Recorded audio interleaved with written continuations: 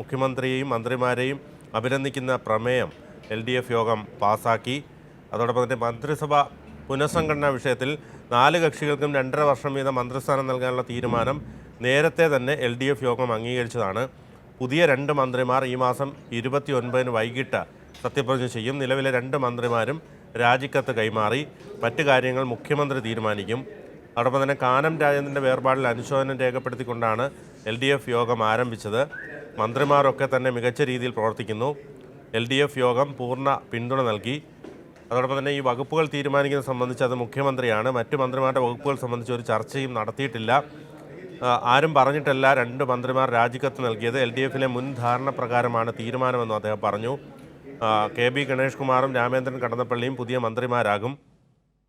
നവകേരള സദസ്സ് വഴി കേരളത്തിൻ്റെ ഭാവി എന്താകുമെന്ന ഉത്കണ്ഠ ഇല്ലാതാക്കാൻ സാധിച്ചു എന്നും അദ്ദേഹം വ്യക്തമാക്കി.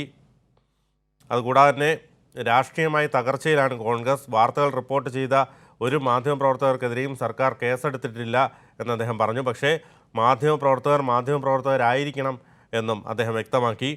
സർക്കാരിന് കൃത്യമായ വിവരങ്ങൾ ലഭിച്ചതിൻ്റെ അടിസ്ഥാനത്തിലാണ് കേസ്. പോലീസ് കൃത്യമായി ജാഗ്രത പുലർത്തിയിട്ടുണ്ട്. 101% വ്യക്തതയുണ്ടെങ്കിൽ മാത്രമേ മാധ്യമപ്രവർത്തകർക്കെതിരെ കേസെടുക്കൂ എന്നും അദ്ദേഹം വ്യക്തമാക്കി. ഫോൺ ചെയ്തത് മാത്രമല്ല കേസിന് കാരണം, തെറ്റായ രീതിയിൽ കേസെടുത്താൽ നടപടി സ്വീകരിക്കുമെന്നും അദ്ദേഹം പറഞ്ഞു. മാധ്യമങ്ങൾക്കുള്ള സ്വാതന്ത്ര്യം ഒരു രീതിയിലും ഹനിച്ചിട്ടില്ല എന്നും അദ്ദേഹം പറഞ്ഞു.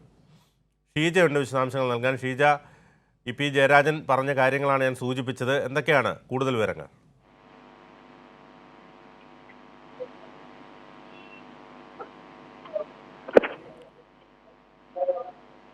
ഷീജ, കേൾക്കാമോ? തീർച്ചയായും. ഏതായാലും LDF യോഗം നേരത്തെ മുൻ തീരുമാനിച്ച പ്രകാരം തന്നെ ഉള്ള ധാരണ പ്രകാരം, അതായത് LDFിൽ നേരത്തെ തന്നെ ധാരണയുണ്ടായിരുന്നു. 4 കക്ഷികളിൽ 2 കക്ഷികൾക്ക് ആദ്യ ടേമിൽ മന്ത്രിസ്ഥാനം, മറ്റു 2 കക്ഷികൾക്ക് തുടർന്നുള്ള 2.5 വർഷത്തിന് ശേഷമുള്ള മന്ത്രിസ്ഥാനം എന്നുള്ളത് നേരത്തെ തന്നെ തീരുമാനിച്ചിരുന്നു.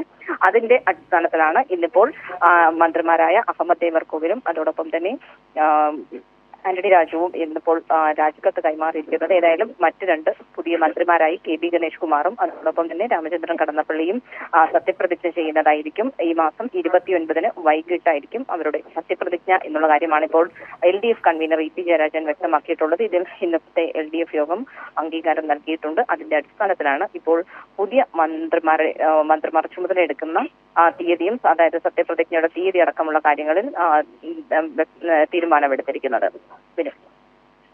ശരി, പുതിയ മന്ത്രിമാർ സത്യപ്രതിജ്ഞ ചെയ്യുന്ന അടക്കമുള്ള കാര്യങ്ങൾ EP ജയരാജൻ സൂചിപ്പിച്ചു. അത് സംബന്ധിച്ചുള്ള വിശദാംശങ്ങളാണ് ഷീജ നൽകിയത്.